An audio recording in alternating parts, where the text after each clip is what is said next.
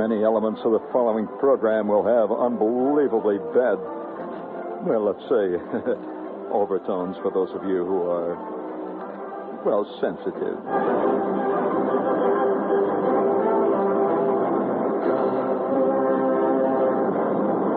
Please, will you, Herb? 1, 2, 3, 4.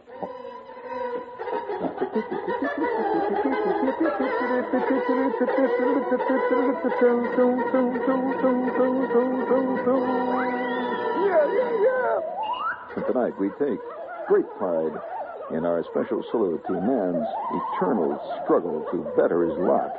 Yes, tonight we salute progress, man's battle against the inevitable. Struggling, battling, preparing the way, chopping through the undergrowth, hacking, building pyramids, flying high against the sun. Man charges on.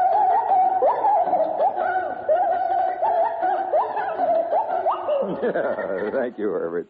You know, speaking of man charging on, did you see the piece from London? I'll tell you, it's getting out of hand in England. Would you listen to this for a minute, Herb, please? With a UPI note from London, it says, some daredevils go over Niagara Falls in barrels.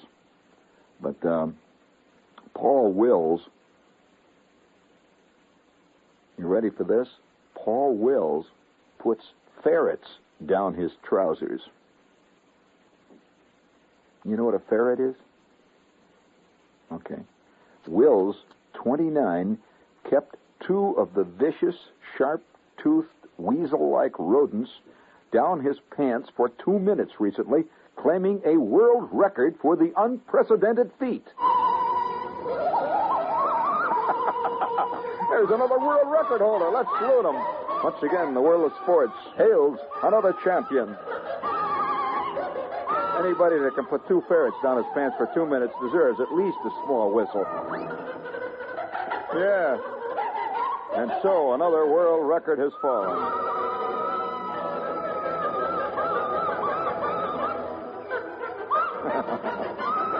Now, wait a minute. Hold it, Wills. Cut it out now. Hey. Hold it. Stop it. Hey, Liz, I mean, you can, saluting a guy is one thing, but going totally ape is another. My God, time is of the essence here. Do you want to hear how this guy did it, though? What does this remind you of? I mean, the first thing I thought of when I heard, this what this guy did, I was reminded of something. All right, I'll just read it to you and let you know what happened. Have you ever read the Guinness Book of Records? Well, you know that cockamamie book that tells that some guy in New South Wales holds the record for eating the most number of hard-boiled eggs in 10 minutes. That kind of fantastic trivia. But anyway, he said that the Guinness Book of Records claimed now that this guy's record, which is 2 minutes keeping 2 ferrets down your pants, will go into the 1973 edition, providing that nobody else keeps any ferrets down in their pants longer than 2 minutes between now and then. So if any of you'd like to break the record before the new one is even published, there's your chance. Now, I don't know where you're going to get a couple of ferrets. Right from there's plenty of them running around here, Times Square. I mean, listen, I've even worked for half a dozen in my time.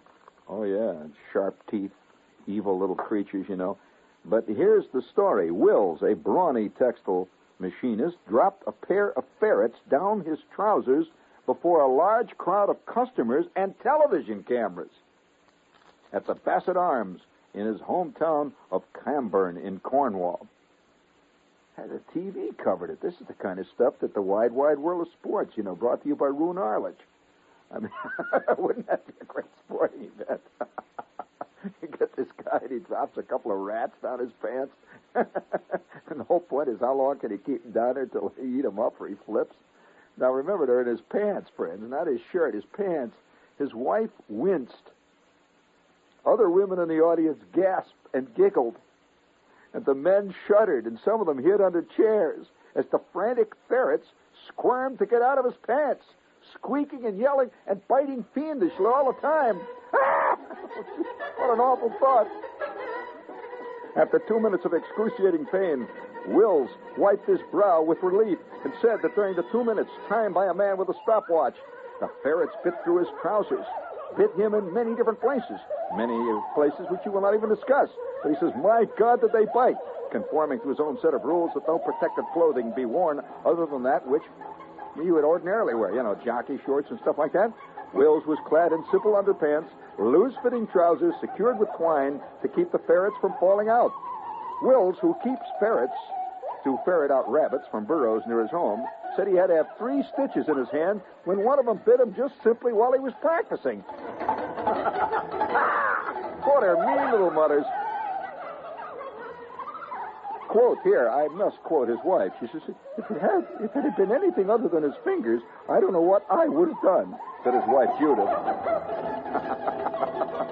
Will said he began putting ferrets down his pants a year ago when his workmates dared him to do it. And he's gotten to kind of like it. Like most champions, he throws himself totally into his work. I went home and I got my ferret. I did it in the company canteen, said Will. Out of that, the crowd began to like it, and I worked my time up to 2 minutes. I'm the record holder now, world champ, He also said, my wife doesn't like it at all, but the ferrets kind of like it. Oh, God. All right, hold it, Herbert. Hold it. That's tonight's sports report. Another sports hero has been born. Now, I'd like to ask you a question. What does that remind you of? You mean you never heard of anybody ever in your life putting something in his clothing like that? Who was it who put foxes in their shirts, supposedly, to train them to be tough? And don't tell me that I'm the only classical scholar that happens to be up and around or walking around at this time. Well, I'm just not going to say any more about that. I'm just going to let that drop because, I like to keep my little knowledge to myself. But you mean you never heard of anybody putting foxes? Oh, boy. I'm telling you, Proust was right. We will all be undone by boobs and knaves. All right. I'll just let you think about that. Speaking of ferrets, I'll tell you one thing. If you've never seen a ferret, now, the ferret, of course, there's a lot of animals like ferrets, but I want to tell you something, man. This is going to be a horror story, so you don't mind? Horror story? Right? You ready for a horror story? Get my scary music up there, Herbert. It's not that one. You got it in there. I'll give you a horror story tonight, and while Herb's preparing the horror story, we're going to lay a couple of little goodies on you here. You got the Toyota goodie ready? Good.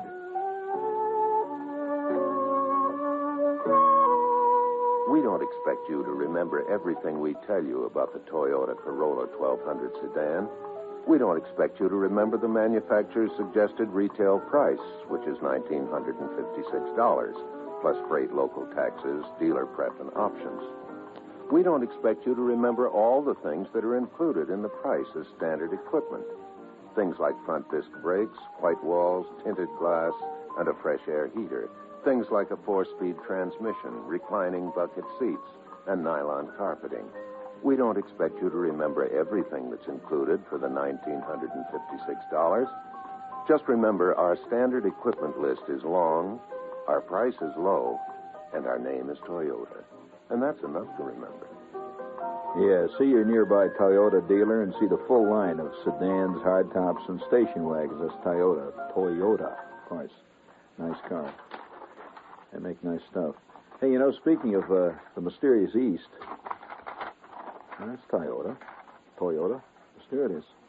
The Mandarin House in the village is now celebrating a Chinese New Year with a new informal dinner. And, as you probably know about the Chinese fantastic banquet that they have every year. The Chinese, kind of a traditional Chinese kind of a thing. It is. It goes back something like 4,000 years. But they have a special one. Usually it's very expensive, Well, the Mandarin House has a new type of New Year's feast.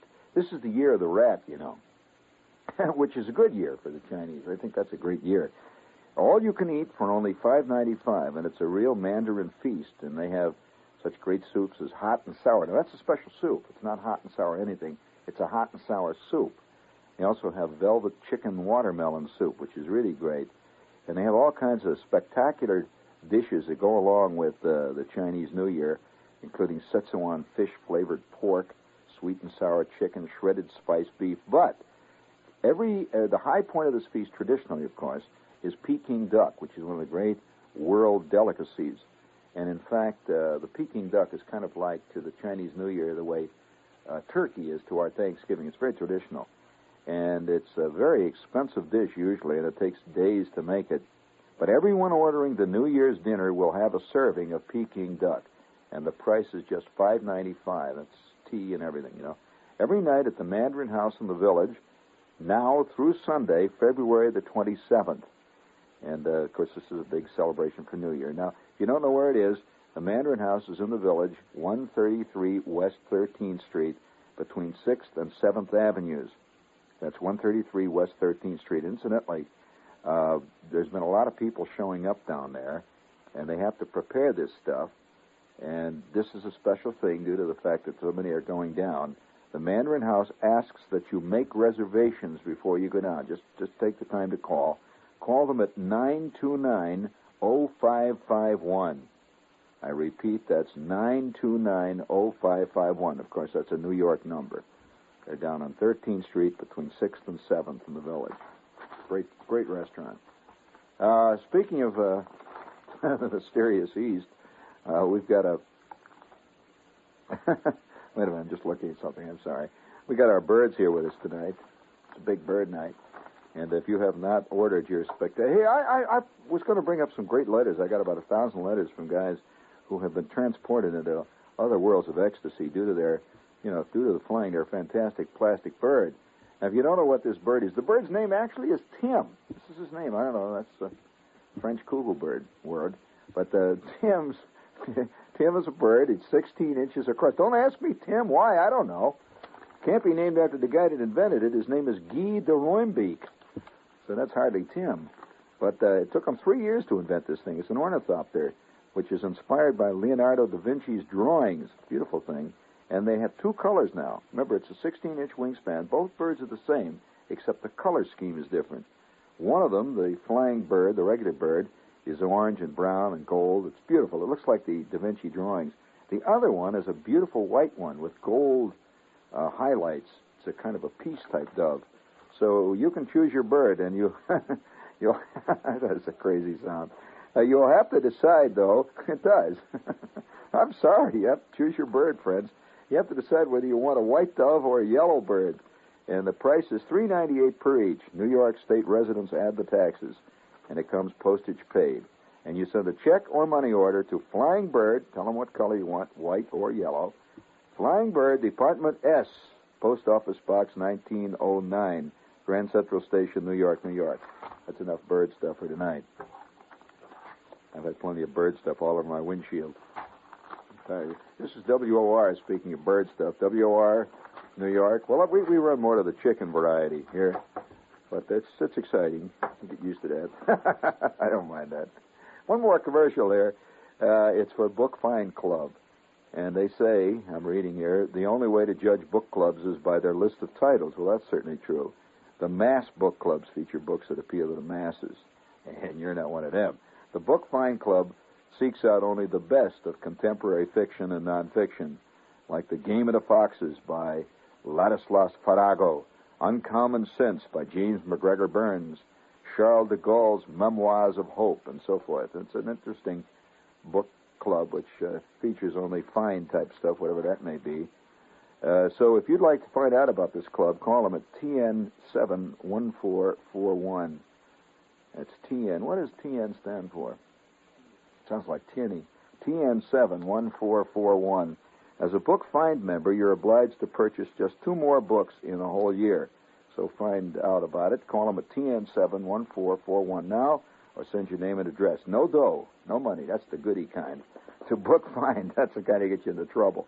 To Book Find Club, WOR, New York 10018. You know, can you imagine a guy, an obituary? Have you ever noticed obituaries? They always include the clubs that a guy belonged to at the end. Says he belonged to the Book of the Month Club, the Little Orphan Annie Secret Society. And he was also a member of the famous Diners Club. He,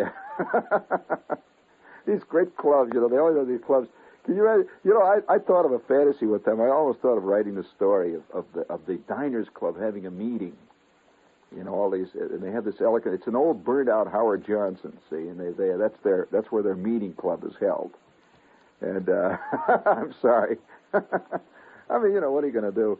So I could just see them sitting around there, and they're talking about great motels. They're having of course, all these world meeting of clubs always involve seminars. You can't have a club unless you have a seminar. Very important type seminar. I'm a ham, and I went to amateur radio operator, and I went to a ham seminar. I see it, man. I see it there. You see, mine's up on the roof now. One of the boys is using it up there. So I went to this ham meeting. Instead of the hams doing what they should do, hey, Herb, I'm talking about ham radio. You're missing it. I'm talking about it on the air here. And I said, I went to this ham meeting here recently up in New England, and instead of the hams doing what hams should do, sitting around getting drunk and drinking bad wine and yelling and pinching each other's wives and all that stuff, they have seminars. And invariably, there's 2 or 3 very serious guys who get up and give a very long lecture that involves differential equations. And they always wear gray suits, and these are the kind of guys with the dark gray ties and short hair. And they get all excited, and they talk long. And all the rest of the hams are slowly sinking under their seats, see? And they wind up in the bar, And, all clubs have to have that. And so with my proposed meeting of the Diners Club, naturally we'd have to have a seminar where a world-renowned expert gets up and talks about really creative motels he stayed in. Of course, that would be very important to a Diners Club member. And then we'd have to have a featured address. As you know, boys, every club has to have a celebrity who comes who addresses them. Can you imagine the Diners Club having a meeting, and the featured address this year at the national meeting of the Diners Club is Howard Johnson himself. And, of course, he's the patron saint of credit card club holders, and he arrives and he addresses them. And a wonderful evening was had by all. And, of course, naturally, they all put it on their credit card when they leave. And there would be a lifetime member. It's very important in clubs to honor various members. That's important. And so one member who, the first time in the history of Diners Club, he has actually patronized every organization in the Diners Club handbook in the entire world. He's got them all authenticated, which, of course, is above and beyond the call of Diners Club credit card duty. And he's a great member. He goes back 40 years, and he is presented with a lifetime gold Diners Club card, which is an honorary card. He's the only holder of this. And you can see this old doddering guy up there. Like the day I went to a ham fest, and they gave some poor doddering old ham an award for the fact that he had been a ham for 50 years. Been 50 years, see. So he's up there, this old doddering man. He's standing up there, and you can just see the winds of Marconi blowing through his head. Yeah, you can just, he's still there. Somehow there's a great roaring spark gap in his world. And all the hams are sitting up there looking at him. So he's been a ham for 50 years, and the dumb cloud that was up there giving him the prize, or the award, says, Big Charlie, of course that's his name on the band. Well, Big Charlie, what do you remember out of your 50 years of being a ham? What most do you remember? Charlie looked. There was a kind of a funny look on his face, and you could just see instantly nothing. That was the secret. He remembered nothing of it. It was just 50 long years of sort of fooling around. And he sort of shrugged his shoulders. Oh, I don't know. I don't know. One time it rained. I remember that. And, of course, everybody gave him a big round of applause. And he dotted off the stand with his 50-year certificate and his lifetime pass to the all ARRL Ham Fests. And it was kind of a touching ceremony. And the whole club syndrome itself is interesting. I was invited the other day I'm a pilot, see, a private pilot. And they have all kinds of clubs, private pilots. I was invited the other day to attend the wedding of 2 private pilots who flew to the wedding in their own planes from different directions. And they were to be married in a bonanza of their own choosing, I presume. And it was a bonanza, suitably decorated, for the occasion. Had tin cans hanging on the tail and all that stuff. Just married, written all over the the rudder, and all kinds of groovy little stuff. They were throwing rice into the engine ducts and stuff. So anyway, the idea of them getting married and flying into a hangar was kind of touching, see, and they were, I think, symbolically, it was very touching. They were symbolically married by this reverend, who also happened to be a flight instructor who taught them to fly. And I imagine there was a little thrill there at the moment when he says, in sickness or in health, that brought up visions of uncontrolled fall-offs on a stall, which, so they were married in a hangar. And the kind of, I thought it was kind of fitting that in spite of the fact that they were being married in this hangar, since, the work must go on. There were 3 mechanics working all the way through their wedding. They were overhauling a Lycoming 108 in the corner there, and they were being paid by the hour, and they weren't going to stop for no damn wedding. So they just kept right on grinding the valves. And it was a touching wedding. Now, I can imagine that crowd, 25 years from now, trying to explain that to their kids. That, well, I'll tell you, it seems the right thing to do at the time. Well, me and Myrtle at that time, I was flying this 150, and she, and of course, the kids looking at him with this burning look of loathing, because, because by that time, see, everything will have changed. People have different attitudes, and it's like the time in my neighborhood when I was a kid, a little kid, see, and we had this vacant lot, and of course, you see, I say the nuttiness of man is absolutely unlimited. That you right now, or this day, just look around you. This is a certain day. See, there will never be another day like this. This is one day in your life. Well, you, at this point, do not even have the faintest suspicion of what nuttiness you will hear about tomorrow. It will transcend what you heard about today. That is a guarantee. Guarantee. Now, as a matter of fact, what about the guy that puts the ferrets in his pants?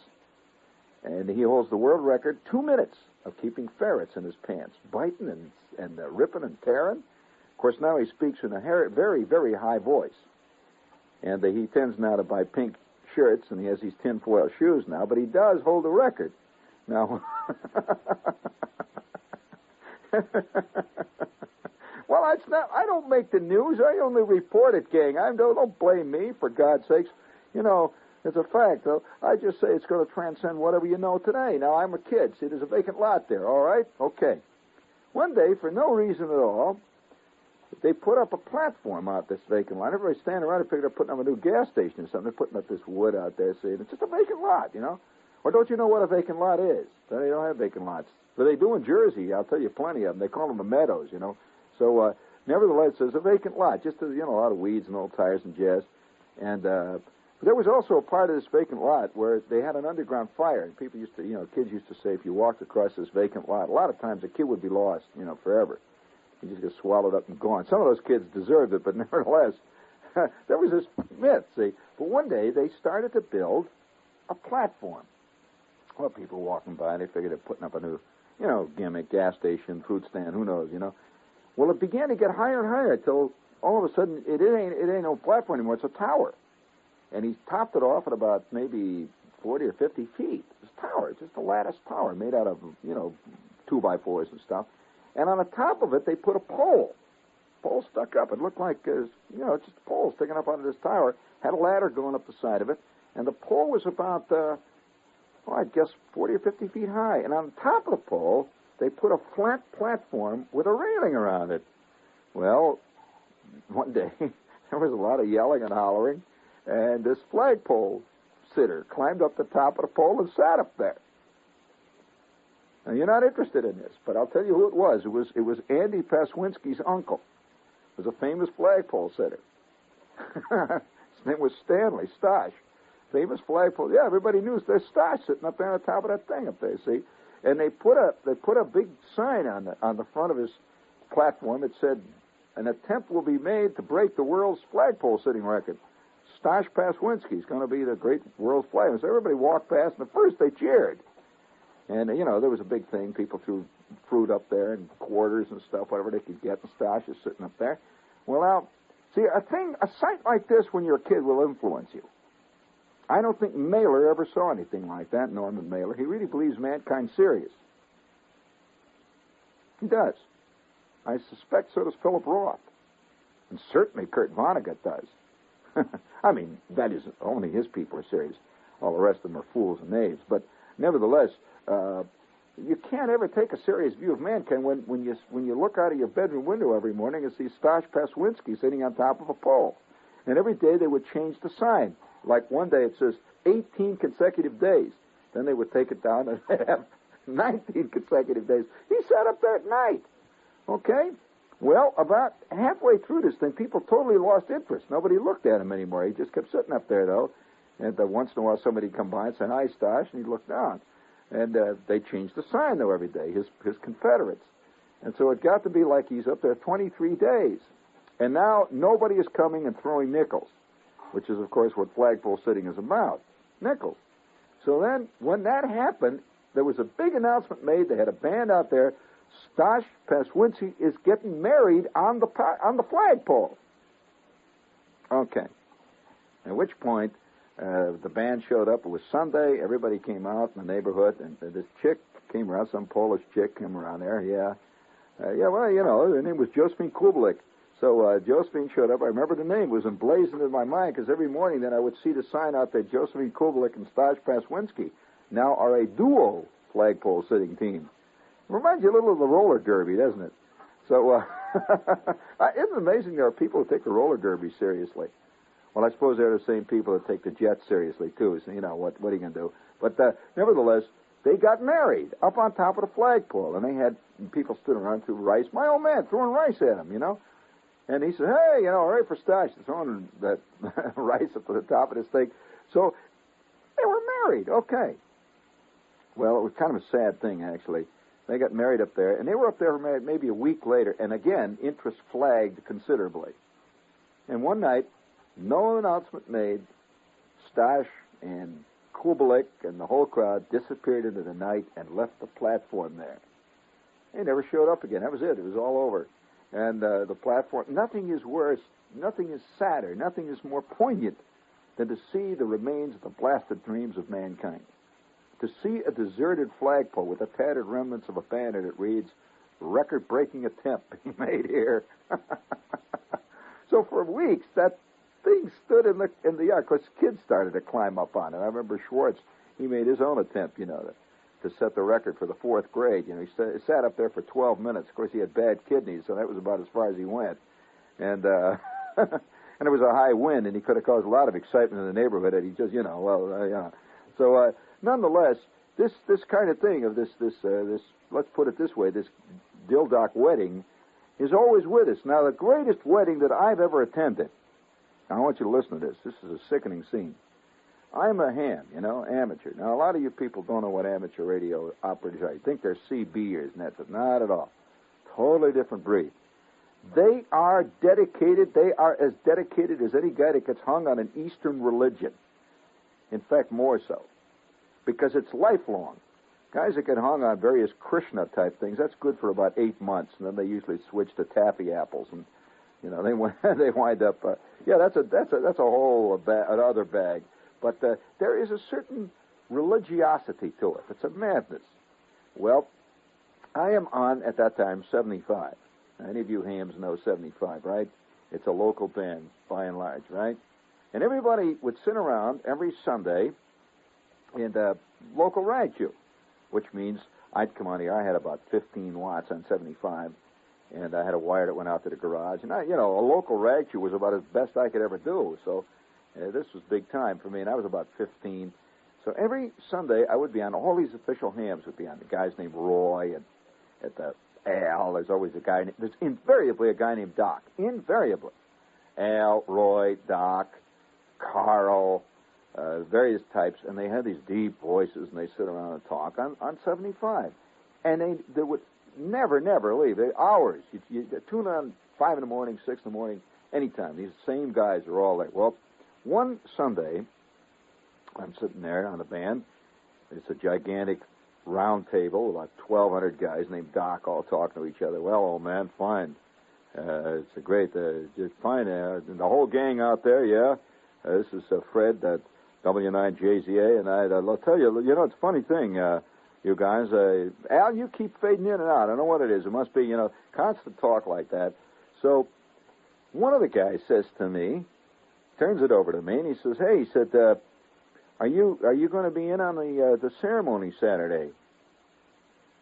I said, what? The ceremony, because I went to school a lot, so I had to miss often as many as an hour and a half on the continual round table, which went on for over 5, 6, maybe 10 centuries straight.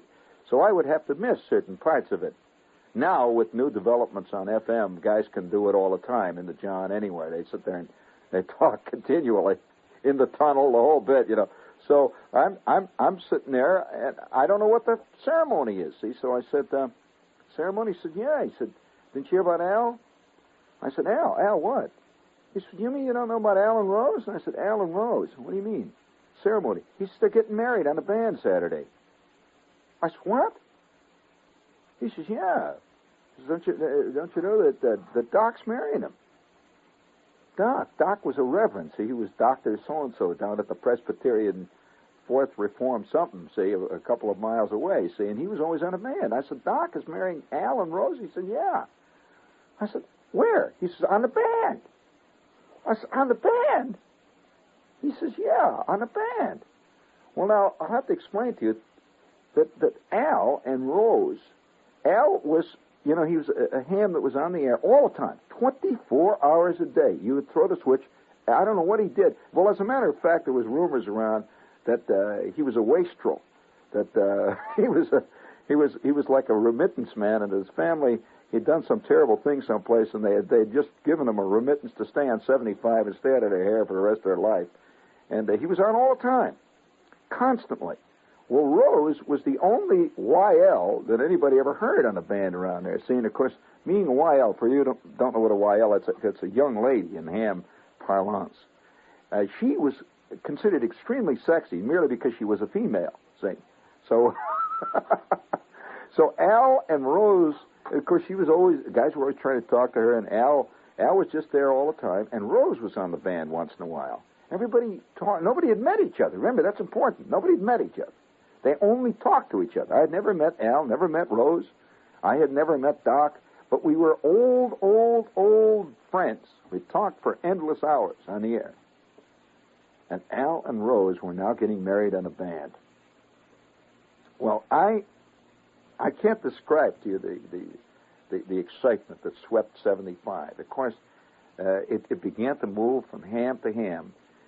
One ham would tell another ham, boy, be sure to listen at 11 o'clock, 75 on 39.95 because Al and Rose are getting married.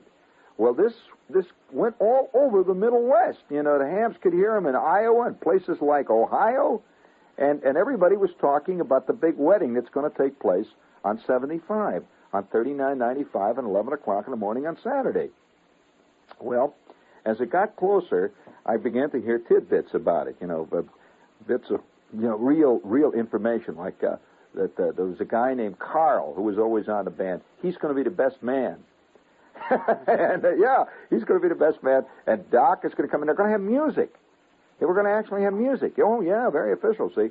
So as the day got closer, all the hams, they canceled everything for that whole weekend. They want to hear the wedding. And they're part of it. You see, they're part of the wedding party. It's a vast, unseen congregation, all sitting out there next to their Collins, and all sitting next to their rig, waiting for the big moment. Well, that Saturday morning, I get up and I tune on the rig. See, it's about 9 o'clock in the morning. And I hear all these guys talking about it. And just everywhere. You just, up and down a band, you hear guys talking about the big marriage between Al and Rose, which is going to happen at 11 o'clock, and Doc is going to officiate. And they didn't appear on a band. Well, after all, it's a true wedding, and it's very, very traditional. As you know, the bride and groom do not appear at the church 2 hours before the wedding and run around up and down the pews and say hello to the people, right? They don't do this. They appear suddenly, very dramatically, out of the back of the church. You've been to a wedding, haven't you? Well, Al and Rose are not on a band, nor is Doc. But the entire congregation is. they're all standing, all talking around, you see. And sure enough, at 5 minutes before 11, the band got so silent, everybody threw the transmitters off the air. It was like just sudden, fantastic, unbelievable silence fell over the band. It was just like everybody, it's like in Yankee Stadium. Suddenly everybody is quiet. There's a dead silence. Not a sound. And everybody's tuned to 3995, which was the frequency on 75 where the ceremony was about to take place. Well, at exactly 11 o'clock, you could hear this carrier come on 3995. Boom. Well, I knew the carrier sound very well. It was Doc's carrier. It was the minister. I knew his sound because he had a slight hum, and it was. I could tell by we knew his signal very well. Especially, you could read it by the S sign and all. Boom, he comes on. I said, oh, there's Doc. And sure enough, you could hear this transcribed organ come on, and it was playing just this beautiful hymn. It's bum bum bum bum bum, and the organ is playing, and then it fades down. And Doc, with a totally different voice, up to this point he's been a ham. Now he is working. He is Doc. You know, he is the doctor. He is Reverend Charles M. Rodemeyer, or whatever his name was. And he is now working. And he says, friends, we have gathered today here in this place on this sacred frequency on the dial. We have gathered here today to join in holy wedlock two close friends, two people that all of us have known and loved for many, many long hours on the band. We are going to join today in holy wedlock Al. All of you know Al Sakanovic. Al Sakanovic is going to take as his bride Rosie Wachowski of 1422 East 133rd Street in Roseland, Illinois. And I'd like to say, as part of this ceremony, a few personal words. That I have rarely known two young people so fitted and so beautifully matched and so well equipped to responsibly walk into the sacred groves of the sea of matrimony and thenceforth to be joined forever and to not be sundered aside by the hand of man. All of us know Al well. We all know Rosie. And I want all of you now at this point to bow your head in silent prayer for these two young people who are about to walk into the sacred, God-created groves of matrimony. And all of us out there in the band are bowing our heads in front of our Collins receivers and in front of our Hallicrafters. And then Doc, who was a fantastic, obviously very theatrical reverend, you could hear coming behind him, he had a turntable, you could hear the bum, bum, bum, bum, bum, bum, bum, bum, bum, bum, bum, bum, bum. It's a giant. It sounded like the Westminster organ playing in the Abbey. You could hear it echoing from the naves. Bum, bum, bum, bum, bum, bum, bum, bum. Ba ba ba ba ba ba ba ba ba ba. It echoed throughout the entire band. You had this sense that half of the Midwest was listening. Millions of hams were tuning in. It was a fantastic moment.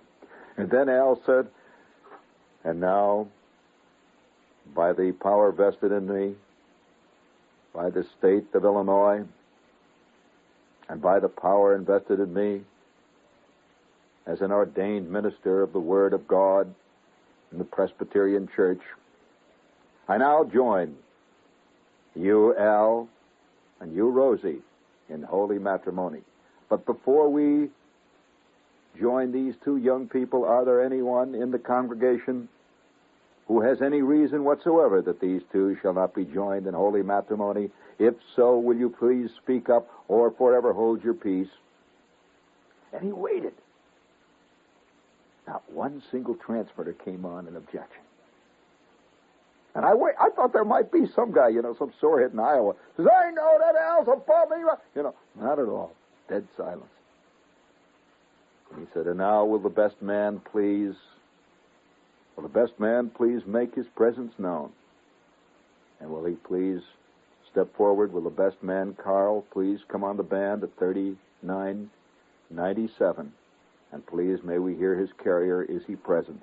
And sure enough, I switched over to 97, which was 2 KC away. You hear gong, and you hear Al say, this is Carl, I'm here. And I'm waiting, I'm standing by. And zap, his carrier goes off. And then we switch back to 3995, and the Reverend says, thank you very much, Carl. And now, do you, Rosie, take Al for your lawfully wedded husband to hold and to keep in sickness or in health? And on 3997, you hear this carrier. It's Rosie's carrier. Come on, she says, I do. And then she switched off. And then the Reverend comes back on, and he says, and do you, Al, take Rosie for your lawful wedded wife to hold and to keep in sustenance and in sickness and in health, to protect and to defend and to honor for as long as you shall live? We switched over. I do. You could hear Al quivering. He had, by the way, a little Heterodyne. I don't know where he was picking it up. And then maybe it was nervousness.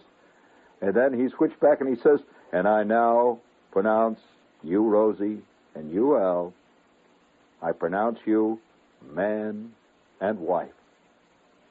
And with that, you could hear this organ come out, bum, bum, ba bum, bum, bum, ba bum.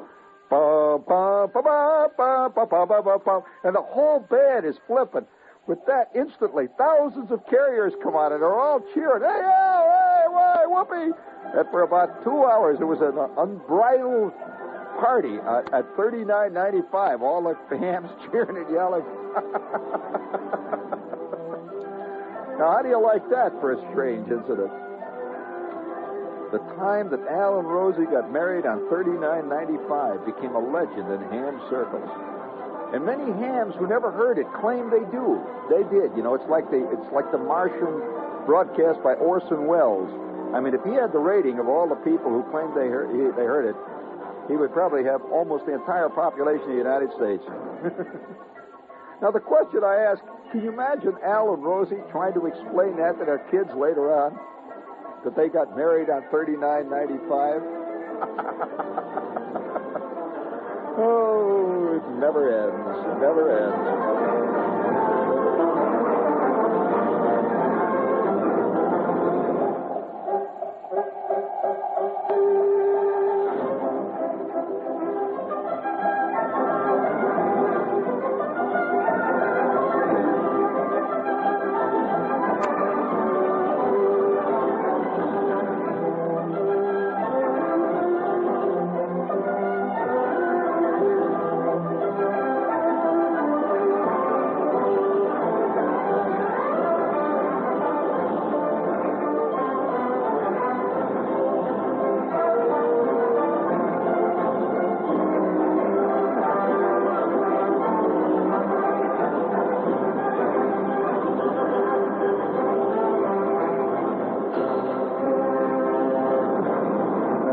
This is WOR New York. Stay tuned for Lester Smith in the news.